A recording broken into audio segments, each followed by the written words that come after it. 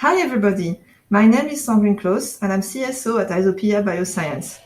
YSOPIA is a clinical stage biotech company harnessing the properties of keystone single-strain bacteria to develop groundbreaking microbiome-based biotherapies. We are strongly convinced that the gut microbiome is the future of medicine and a tremendous hope for patients. Our starting point is obesity and its associated metabolic diseases. Today is the World Obesity Day. I'm very pleased to welcome Professor Karine Clément, who is medical professor of nutrition at the Pitié-Salpêtrière Hospital in Sorbonne University in Paris. Karine, as part of your clinical activities, you have to treat many patients affected by obesity. You also have intense research activities focused on fat metabolism, and you are a renowned expert of the pathophysiology of obesity. Actually, you received the prestigious Prix Galien in 2019 for your work on the biological mechanisms underlying the abnormal development of the adipose tissue in this pathology. Obesity is a growing pandemic affecting the entire population, including a disturbing proportion of children. Today, over 650 million of people are obese in the world, and by 2025, it is predicted that 1 billion people will be living with obesity. We take the opportunity of the World Obesity Day to explore further obesity as a chronic disease and to gain understanding of the links between obesity and the gut microbiome. Welcome, Karine. It's a pleasure to discuss with you today about the many challenges surrounding research in the field of obesity. My first question is the following. Obesity is now recognized as a pathology by the World Health Organization. So what makes it a disease? Thanks, Sandrine. Yes, indeed, obesity was recognized as a pathology by the World Health Organization, and this recognition was made more than 25 years ago. So basically, it was made in 1997. So obesity is defined classically by an excess fat mass having consequences on health. So the classic view is that obesity development is linked to alteration of energy balance, also due to basically lifestyle changes, increased energy intake and decreased energy expenditure. But this change in energy balance does not resume obesity at all. What we've learned with time, and especially with the research approach, is that obesity is a real disease with altered biology of key organs, such as the adipose tissue, the brain, the muscle, and the dialogue between these organs are also modified. So the perturbation is this organ biology and of their crosstalk change worsen with time. So this is why we say that obesity is indeed a disease, and it's also a systemic disease. As you mentioned, Sandrine, over 1.9 billion adults will have excess weight and their related problems by 2030. And the associated economic cost is huge. Overweight and obesity have an estimated cost of about 70 billion per year in Europe, which represent nearly 8% of gross domestic expenses. Thank you, Karine. It's very interesting to hear you, talking about the obesity as a systemic disorder. And we've heard also about chronic inflammation. Does that play a role in obesity? Of course, low-grade inflammation is one of the cornerstones linking obesity to its complications, such as type 2 diabetes, cardiovascular disease, and even cancer.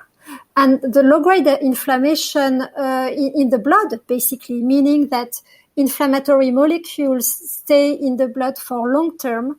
It's also due to the increased fat mass and the contribution of fat mass in releasing these inflammatory factors in the blood. We hear the microbiome as a hidden organ which controls our health, and indeed its composition and metabolic activities interfere with most of the biological processes regulating human health. Conversely, a diseased microbiome, which is called a dysbiosis, is associated with most modern chronic conditions. That's the reason why our gut microbiome is considered as the next frontier in medicine. We often hear that our gut bacteria are somehow linked to the development of obesity. Can you explain what is the role of the gut microbiome in this pathology? Yes, indeed. As you mentioned, the gut microbiota became in the last 15 years a key actor intervening in this complex organ crosstalk I was mentioning before. And as you know, this so-called organ is composed of trillions of bacteria, which has a physiological role. And among them, there is indeed the utilization of nutrients, carbohydrate, for example, maturation of the immune system, production of vitamins, of metabolites. All these factors exert a biological role on the host. So what we learned first from human studies is that if you take the gut microbiota and perform gut microbiota transfer from mice to mice, or even from human to mice, you will see a contribution of the gut microbiota to body weight regulation. Basically, during this transfer, animals which receive the gut microbiota from an obese animal will be prone to develop obesity and related complications. Second, what is also very important in human is that we have access to the exploration of the gut microbiota, and especially via the gut microbiome sequencing. And we learned from that in obesity, at least in some obese subjects, there is modification of the gut microbiota, reduced richness and diversity, modification in the composition of the gut microbiome. For example, with an increased enrichment of some bacteria having pro-inflammatory properties, coming back on this concept of low-grade inflammation. And we observe also some modification of some bacterial groups, such as Akkermansia mucinifila, Faecalibacterium proznitzi, or Christensenalaceae, which are indeed probably important for metabolic health. And also published data now makes it possible to establish that there is probably a vicious cycle between the change in the composition and diversity in metabolic disorders and the chronic maintenance of obesity and even type 2 diabetes. So thus maintaining a vicious cycle in this metabolic filtration. And again, this comes back to this concept that obesity indeed is a systemic disease and a chronic disease. Thank you, Karine. It's really interesting, to hear about how the gut microbiome can specifically, impact individuals in different ways. But today there are also a few small molecules that are being developed by the pharma industry to tackle obesity. So what is really the promise of the new microbiome-based therapies? For now, and this is linked to what I was saying before, there are current limitations for now of studies in humans because, as you know, they are often observational, and we need to make progress in understanding mechanism of action. And this is where the use of microbiome-based therapy is placed to some extent. So there are some bacterial species which has been isolated by researcher. And I was citing before some specific species, and to some extent there are stars in the field, such as Akkermansia mucinifila, Christensenalaceae, Faecalibacterium proznitzi, Aphia, or others. And the key challenge is really to develop well-conducted intervention studies to make a demonstration of their efficacy. What I can add about a pharmacological aspect is the fact that indeed there are molecules acting on food intake control. But from that, and we learned also in the past that we need more. And we need probably also components, metabolites, bacteria, and so on, that also act on peripheral organs, such as the intestine, for example. And it's important to recall that obesity is a chronic disease, and in the future we need combined therapies to approach this problem. It's very clear that microbiome-based therapies address a mechanism of action that is not targeted by currently marketed drugs.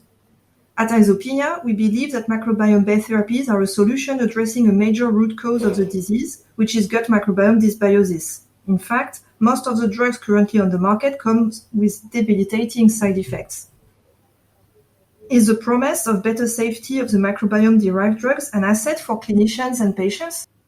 Yeah, sure. I mean, as you mentioned, if you think of indeed pharmaceutical therapy, and look at the history of drugs dedicated to fight obesity.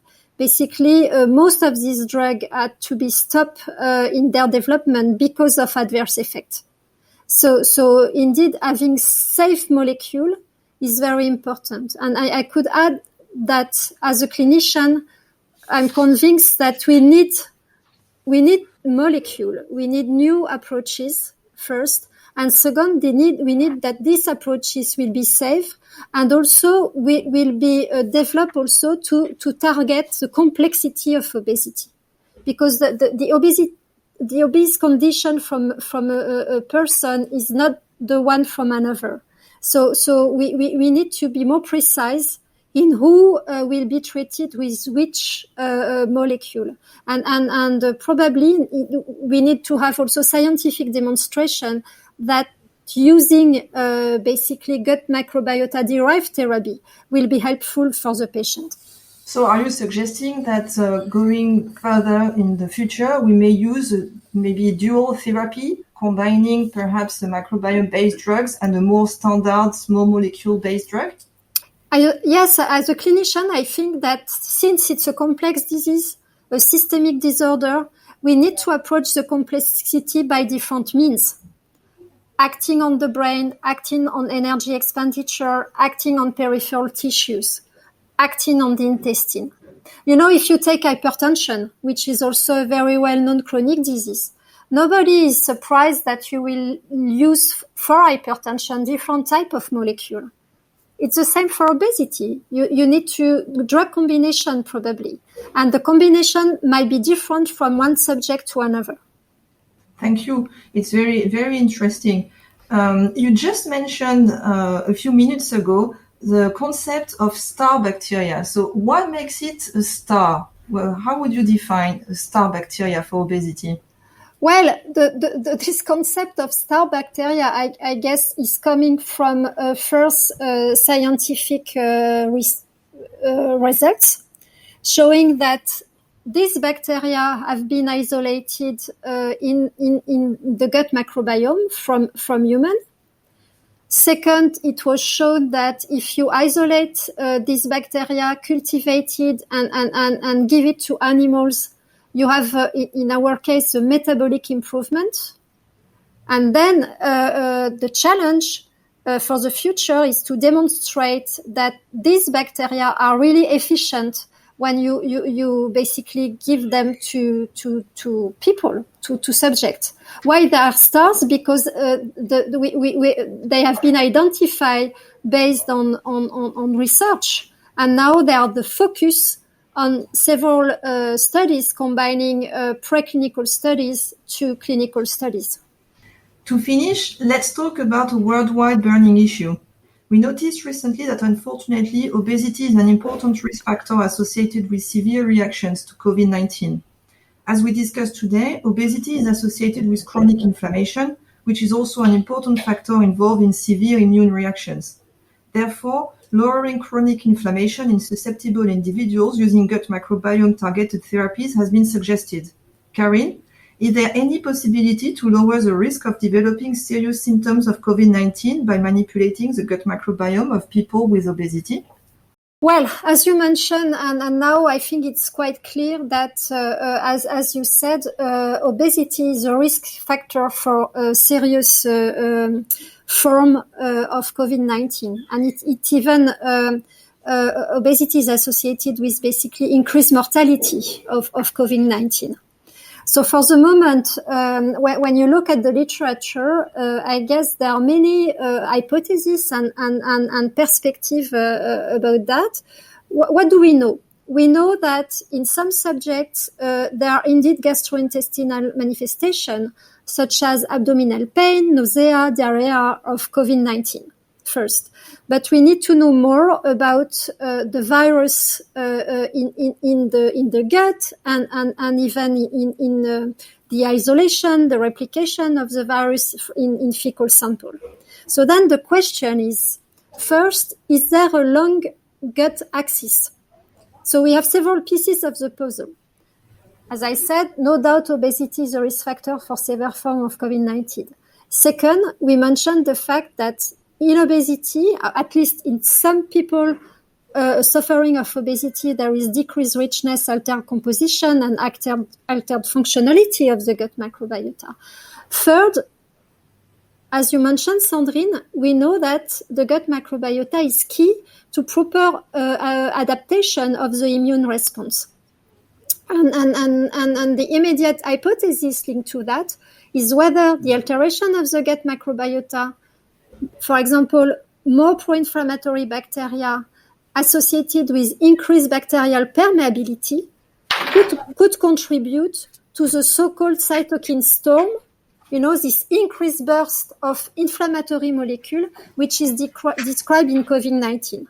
I think it's a bit too early to say that if we manipulate the gut microbiome of people with obesity, we will solve the problem of serious symptoms in COVID-19.